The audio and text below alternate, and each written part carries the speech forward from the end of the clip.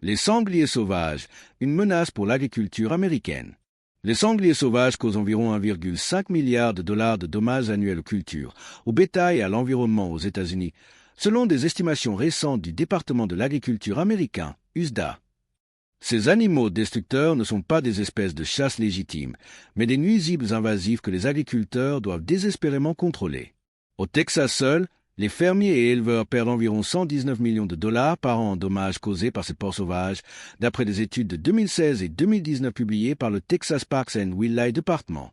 Ces chiffres, conservateurs, incluent non seulement la consommation directe des cultures, mais aussi les dommages au sol dus au raclage, au piétinement et aux risques sanitaires pour le bétail, comme la brucellose ou la pseudorage.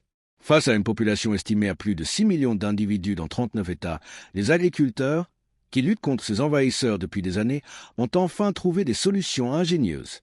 Comment y sont-ils parvenus? Restez avec nous jusqu'à la fin. Ces méthodes sont non seulement efficaces, mais aussi surprenantes par leur simplicité et leur ingéniosité.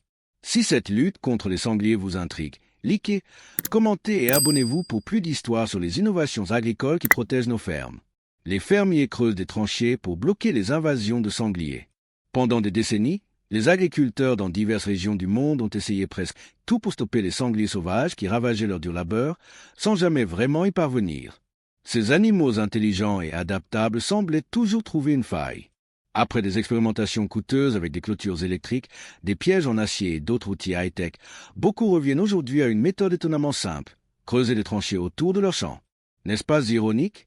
Après des années investies dans des systèmes complexes et onéreux, la solution se trouve dans une technique ancestrale, oubliée, qui exploite les faiblesses naturelles des animaux. Les rumeurs et les essais se sont multipliés. Les sangliers étaient trop malins pour les pièges, trop rapides pour les chasseurs et trop audacieux pour hésiter devant une ferme. Comment les arrêter enfin? La vérité surprenante ne réside pas dans la force brute, mais dans une torsion ingénieuse de la créativité humaine que ces bêtes, malgré leur instinct affûté, ne peuvent contrer. Et croyez-moi, vous voudrez voir comment cela se déroule, car ce qui suit est d'une ingéniosité brillante. En octobre 2025, avec une population de sangliers estimée à plus de 3 millions rien qu'au Texas, les agriculteurs rapportent des succès spectaculaires, des réductions de dommages de 70 à 80% dans les zones protégées, selon des rapports du Texas Wildlife Service. Le problème récurrent avec les clôtures traditionnelles et les pièges était toujours le même. Ils exigeaient une surveillance constante et étaient trop faciles à contourner pour les sangliers. Les agriculteurs se plaignaient que les clôtures électriques nécessitaient des inspections quotidiennes, car le moindre trou ou fil défectueux suffisait à les rendre inutiles. Les erreurs humaines, comme un mauvais montage ou un entretien négligé, affaiblissaient ces barrières dès le départ. Les pièges en acier, censés être la solution idéale, se retournaient souvent contre eux. Ils se déclenchaient trop tôt, capturant seulement quelques animaux. Le reste du Sounder, le groupe familial soudé dont les sangliers ne se séparent jamais, apprenait rapidement et évitait les pièges à l'avenir. Cela résolvait le problème? Absolument pas. Dans bien des cas, les clôtures ne faisaient que déplacer la destruction vers un autre champ moins protégé. Le cœur du problème demeurait intouché. Les sangliers s'adaptaient toujours. Ils devenaient plus nocturnes, plus prudents, voire plus audacieux. Et que pouvait faire un fermier quand une tempête coupait l'électricité ou quand un sanglier déterminé fracassait la barrière? C'est là que les tranchées entrent en scène. Contrairement aux clôtures qui dépendent d'une alimentation électrique, d'un entretien incessant et d'une surveillance inlassable, les tranchées agissent comme des barrières naturelles que les sangliers ne peuvent franchir facilement. Le principe est simple, creuser une fosse de 1 à 1,5 mètre de profondeur autour d'un champ, et le problème est quasi résolu. Les sangliers, par nature, ne sautent pas par-dessus les obstacles sauf en cas de force majeure. Ils préfèrent les percer ou les contourner. Face à une tranchée, ils se heurtent à un obstacle infranchissable. S'ils essaient de sauter, ils échouent souvent. S'ils tombent dedans, ils peinent à remonter. Soudain, les fermiers reprennent l'avantage. Ce n'est plus une question de tromper l'animal ou de le surpasser avec de la technologie avancée, mais d'exploiter ses limitations naturelles contre lui. N'est-ce pas fascinant comment une solution physique si élémentaire peut triompher là où les machines sophistiquées échouent? Au Brésil, cette méthode a déjà fait ses preuves de manière spectaculaire. Dans des régions où le maïs, le soja, les haricots, le manioc et la canne à sucre dominent les terres, les agriculteurs perdaient des champs entiers en une seule nuit. Certains rapportaient des pertes financières atteignant des milliers de reais brésiliens, tout simplement parce que des troupeaux de sangliers balayaient leurs plantations comme une vague inexorable. À Sao Paulo, le problème s'aggravait, avec des troupeaux comptant jusqu'à 200 animaux dévastant tout sur leur passage. Un fermier de Santana do Livramento a perdu jusqu'à 250 agneaux en une saison, soit jusqu'à la moitié de son troupeau. Comment continuer à cultiver dans de telles conditions sans une solution durable? Le Texas, de son côté, connaît l'ampleur de cette destruction. Les propriétaires terriens y subissent des dommages estimés à 119 millions de dollars par an, tandis que l'État dépense plus de 52 millions annuellement pour contrôler la population de sangliers, selon des données du Texas Wildlife Service.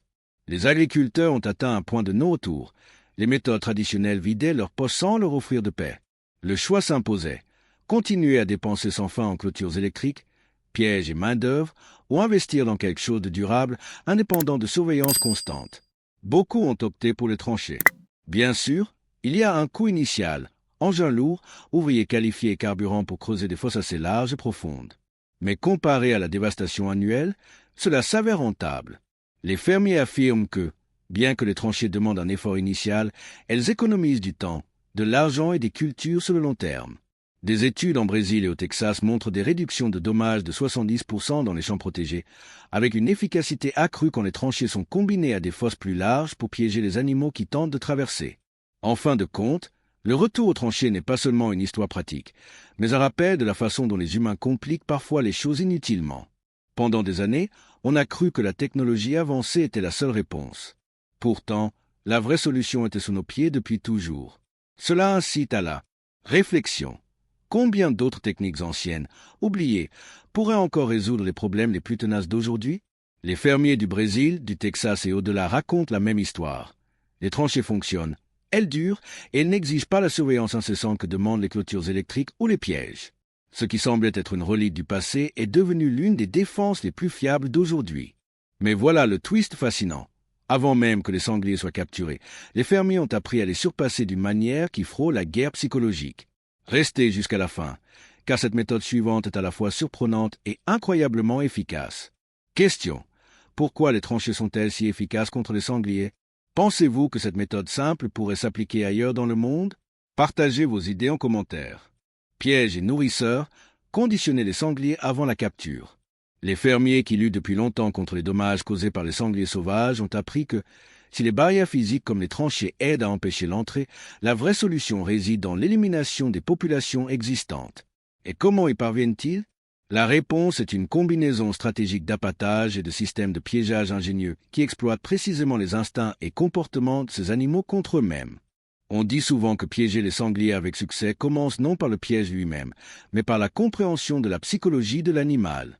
Les fermiers se concentrent d'abord sur l'installation de sites d'appât près des zones de repos diurnes des sangliers, choisissant des endroits où l'odeur de la nourriture peut se propager avec le vent vers leur cachette. Le but initial n'est pas de les capturer immédiatement, mais de bâtir une confiance et de créer une routine d'alimentation prévisible. Après tout, n'est-il pas logique de laisser les animaux croire que la nourriture serait toujours disponible avant de déclencher un piège? Les stratégies d'appâtage varient selon l'environnement local, mais une approche courante implique l'utilisation de maïs sec. Pour le rendre plus attractif, les fermiers ajoutent souvent du mâche aigre, un mélange de maïs avec de la levure, de la poudre de gélatine à la fraise ou au raisin. Avec le temps, ce mélange fermente et libère une odeur forte que les sangliers trouvent irrésistible, mais que les humains jugent repoussante. Le plus intéressant est que cet appât ne cible pas seulement le goût, mais surtout l'odeur, qui joue un rôle majeur pour attirer les porcs à distance. Les fermiers ont découvert que l'emplacement de l'appât est tout aussi crucial que l'appât lui-même. Ils peuvent creuser des trous étroits et profonds avec des tarières à poteaux et les remplir de maïs, ou enterrer de petites quantités en sol meuble pour forcer les sangliers à fouiller. Dans d'autres cas, des barils percés de petits trous ne permettent qu'à un seul porc de se nourrir à la fois, créant de la compétition et prolongeant le temps d'alimentation, incitant les animaux à revenir régulièrement, souvent avec tout leur groupe. N'est-ce pas logique que, quand la nourriture semble rare ou difficile d'accès, les animaux reviennent pour sécuriser leur part? Mais l'appâtage seul ne raconte pas toute l'histoire. Pour véritablement surpasser les sangliers, les fermiers recourent à la technologie sous forme de caméras-pièges, trail camera. Ces appareils, surveillant jour et nuit, fournissent des insights cruciaux sur le comportement des porcs. En enregistrant la taille des groupes, le nombre d'animaux et même les habitudes d'individus spécifiques, les fermiers peuvent planifier plus efficacement. C'est comme recueillir du renseignement avant une opération. Un grand groupe peut nécessiter un piège choral avec 6 à 7 panneaux, tandis qu'un solitaire n'en requiert que 3. Les images révèlent aussi les porcs prudents qui refusent d'entrer, permettant des stratégies adaptées. Le timing est également dévoilé par les caméras. Les fermiers attendent souvent que tout le groupe, ou sondeur, entre régulièrement en phase de pré-appâtage avant de déclencher le piège. La plus grande avancée est l'utilisation de pièges à déclenchement distant, comme le Boa Buster, Big Pig Trap ou Hog Trap Trigger. Avec ce système, les fermiers peuvent fermer le piège à distance via Internet, capturant souvent 9 sur 10 animaux d'un groupe en une fois. Le processus est simple mais stratégique. Identifier le groupe via caméra, le conditionner à entrer en sécurité et déclencher seulement quand tous sont à l'intérieur. Certains systèmes se ferment en moins d'une seconde, laissant peu de chances d'évasion. N'est-ce pas remarquable comment la patience humaine et la technologie peuvent surpasser des animaux réputés pour leur intelligence? Bien sûr, tous les porcs ne tombent pas dans le piège. Certains, appelés trap-shy, refusent d'entrer malgré un conditionnement prolongé. Dans ces cas, les fermiers adaptent en plaçant des appâts à proximité et en traitant ces individus par d'autres moyens, comme la chasse. Cette flexibilité assure qu'aucun membre du groupe n'échappe, évitant la reconstitution de la population. Cela montre à quel point les fermiers doivent rester un pas en avant, car les sangliers apprennent vite à éviter les dangers une fois exposés. En fin de compte, l'histoire de l'appâtage et du piégeage des sangliers est celle de la patience, de la stratégie et de l'adaptation. Les fermiers n'ont pas une méthode unique, mais un entrelacement de connaissances du comportement animal, du pouvoir de l'odeur, d'un placement judicieux, de surveillance moderne et de technologies avancées pour protéger leurs terres et leurs moyens de subsistance. C'est une bataille d'intelligence, une détermination humaine brute contre des instincts ancestraux. Et pour une fois, la marée semble tourner en faveur des humains. Question. Pourquoi l'appâtage et les pièges à déclenchement distant sont-ils si efficaces?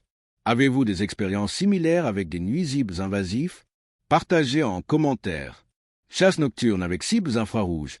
Les sangliers échappent à la lumière du jour. Comme la pression de la chasse s'intensifie dans les régions agricoles, les sangliers sauvages ont appris à modifier leurs habitudes pour survivre. Ils deviennent encore plus actifs la nuit, quand ils se sentent plus en sécurité loin des humains. Les fermiers, en réponse, s'adaptent en recourant à une technologie avancée pour les traquer après la tombée de la nuit. Ils utilisent des outils comme l'imagerie thermique et des fusils spécialisés pour cibler et éliminer les sangliers destructeurs. Mais pourquoi ces animaux préfèrent-ils tant la couverture nocturne? Selon des experts comme ceux de l'USDA et du Texas Wildlife Service, les sangliers sont naturellement nocturnes, mais la perturbation humaine les pousse à faire de la nuit leur domaine exclusif. Dans les zones à forte pression de chasse, ils se cachent durant le jour, se reposant dès le lever du soleil, pour ne se réveiller que tard l'après-midi et s'activer pleinement une fois l'obscurité installée. Ils restent majoritairement nocturnes toute l'année, avec un pic d'activité autour de minuit.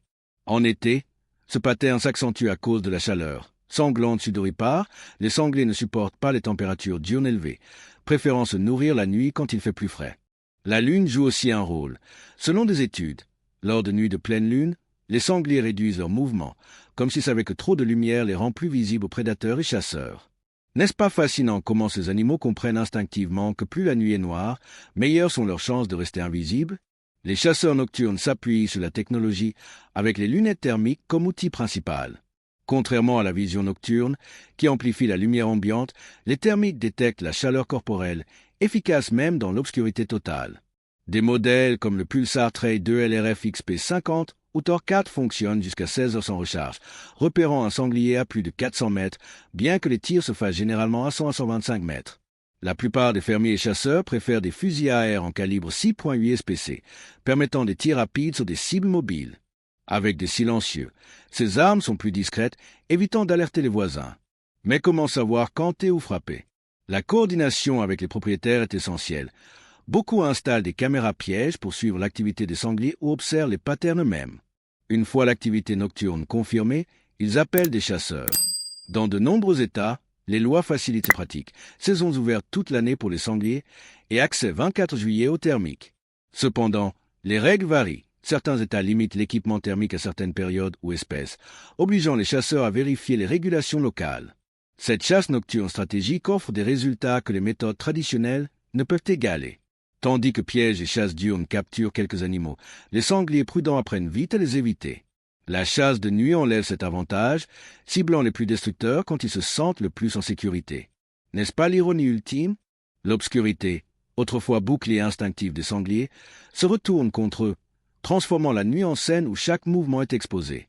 Ce qui était sécurité instinctive devient leur plus grand piège. Pour les fermiers et chasseurs, ce n'est pas seulement une stratégie astucieuse. c'est de la survie. En alliant savoir ancestral et outils modernes, ils surpassent des animaux qui n'arrêtent pas d'évoluer. Mais voilà le twist. Le vrai jeu ne se joue pas seulement la nuit. Restez jusqu'à la fin, car les stratégies saisonnières changent tout. Question. Pourquoi les sangliers sont-ils plus actifs la nuit? Et pourquoi la chasse thermique est-elle si efficace contre eux? Avez-vous des astuces pour chasser ou contrôler des nuisibles nocturnes? Dites-le nous en commentaire. Stratégie saisonnière? S'adapter au comportement des sangliers. Les fermiers expérimentés affirment que gérer les sangliers n'est jamais une affaire d'une taille unique. Ces animaux modifient leurs habitudes selon les saisons, et pour contrôler leur nombre, il faut adapter ces méthodes. N'est-ce pas évident qu'une créature qui mange, bouge et se comporte différemment selon le mois ne tombera pas 2 fois dans le même piège? Cette adaptabilité saisonnière sépare ceux qui limitent les dommages de ceux qui éradiquent les groupes entiers. En hiver, fin décembre à fin mars, c'est la fenêtre d'or pour le piégeage. Les sangliers brûlent plus d'énergie pour se réchauffer et leur nourriture naturelle, glands, noix de hickory, autres friandises forestières se raréfient. Cela les rend désespérés, et le désespoir, disent les fermiers, est l'ami du trappeur. Les sondeurs entiers reviennent au site d'appât avec une prévisibilité remarquable. Avec le bon setup, un système de piégeage hivernal peut éliminer 70 à 80% des sangliers sur une propriété en 3 mois, capturant juvéniles, subadultes, mères allaitantes et femelles enceintes, coupant les portées futures. Au printemps, mars à mai, tout change. C'est la saison de croissance et pour les sangliers, d'abondance. Avec les cultures en terre et la réveille des grenouilles, serpents et crapauds, les pièges perdent leur attrait. Pourquoi semblerait-il avec un appât quand la nature offre un buffet? C'est alors que la chasse nocturne devient la stratégie phare.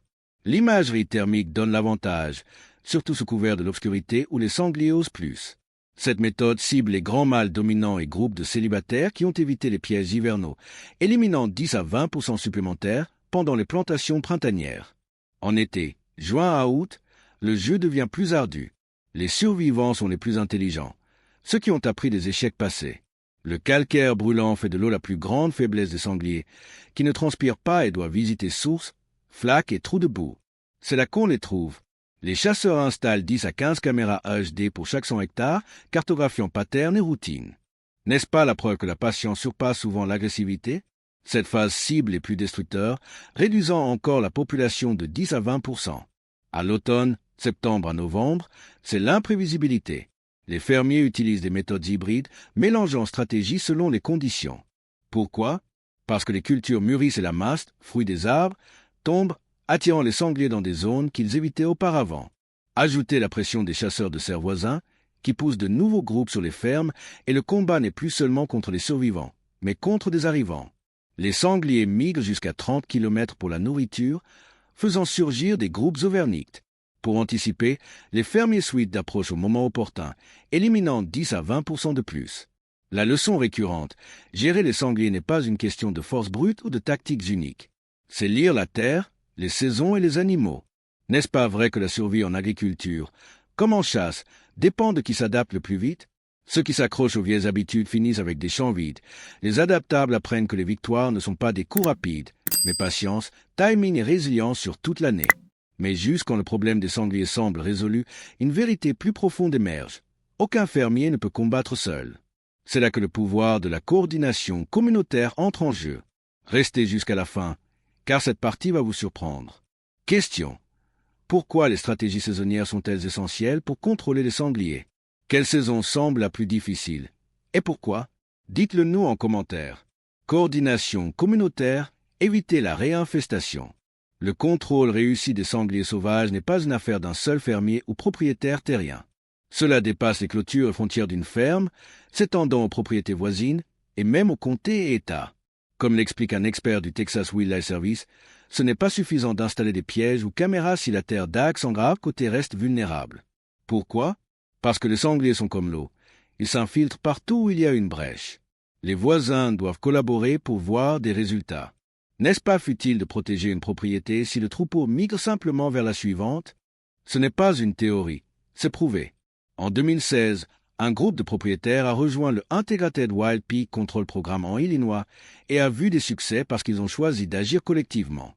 Chaque propriétaire a acheté son propre piège, caméra et système de porte, et au lieu de travailler isolément, ils ont uni leurs efforts, créant une barrière communautaire. Imaginez si seulement un ou deux avaient essayé. Les sangliers n'auraient-ils pas simplement migré vers les autres et proliféré? La leçon est claire, l'unité fait toute la différence. En Kansas, les autorités ont éliminé 10 populations distinctes en refusant de traiter les incidents isolément, adressant le problème ensemble. L'officier souligne la mobilité des sangliers. Quand leur nombre explose dans une zone, ils ne restent pas, ils migrent. Les caméras pièges montrent des groupes parcourant jusqu'à 30 km en quelques jours. Si une propriété décourage les sangliers, ils vont directement à la voisine, sur des terres publiques ou dans des fonds boisés où ils se cachent et se regroupent. Sans coopération, c'est un cycle. Les sangliers reculent, se multiplient et reviennent plus forts. C'est pourquoi les experts appellent à des efforts à l'échelle du comté ou de l'État. En Illinois, la Collaborative Feral Swine Management Task Force a réduit la population de 95% dans le sud de l'État. En Kansas, des efforts conjoints ont éradiqué des populations entières. Un autre point clé, les interdictions de transport. Sans règles strictes évitant le déplacement des sangliers, la propagation artificielle aggrave le problème, avec des animaux relocalisés, parfois intentionnellement. De nombreux États ont commencé à durcir les régulations, mais les fermiers insistent. Comment des victoires locales comptent-elles si de nouveaux sangliers arrivent d'ailleurs? Enfin, ce n'est pas seulement un problème local ou étatique. En Amérique du Nord, la coopération transfrontalière entre États-Unis et Canada montre que des efforts conjoints sont possibles et efficaces. Le combat contre les sangliers ne connaît pas de frontières, lignes de propriété ou juridiction. Il dépend de la volonté des humains de collaborer. Et avec cela, nous arrivons à la conclusion de cette vidéo. Merci d'avoir regardé. Si vous avez apprécié, likez, commentez et abonnez-vous pour plus de contenu. Pour d'autres histoires passionnantes, cliquez sur la prochaine vidéo qui apparaît sur votre écran. Question. Pourquoi la coordination communautaire est-elle cruciale pour contrôler les sangliers? Avez-vous des exemples de succès collectifs contre des nuisibles invasifs? Partagez en commentaire. ***. Conclusion Global.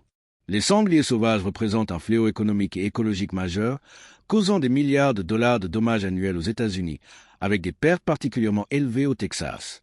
Face à cette menace, les fermiers ont développé des stratégies ingénieuses, des tranchées simples aux pièges high-tech, en passant par la chasse nocturne et les approches saisonnières. L'adaptation, la patience et la collaboration sont les clés du succès, transformant une bataille perdue d'avance en une guerre gagnable. Ces méthodes ne sauvent pas seulement des cultures, mais préservent des écosystèmes et des moyens de subsistance, rappelant que l'innovation humaine, alliée à la connaissance de la nature, peut triompher des envahisseurs les plus rusés. N'est-ce pas encourageant de voir comment des solutions simples et collectives peuvent changer la donne? Que pensez-vous de ces méthodes contre les sangliers? Laquelle semble la plus prometteuse pour votre région? Laissez vos idées en commentaire, likez et abonnez-vous pour plus d'histoires sur les défis agricoles et les solutions innovantes. Cliquez sur la vidéo suivante pour une autre enquête fascinante. Merci d'avoir regardé, à bientôt.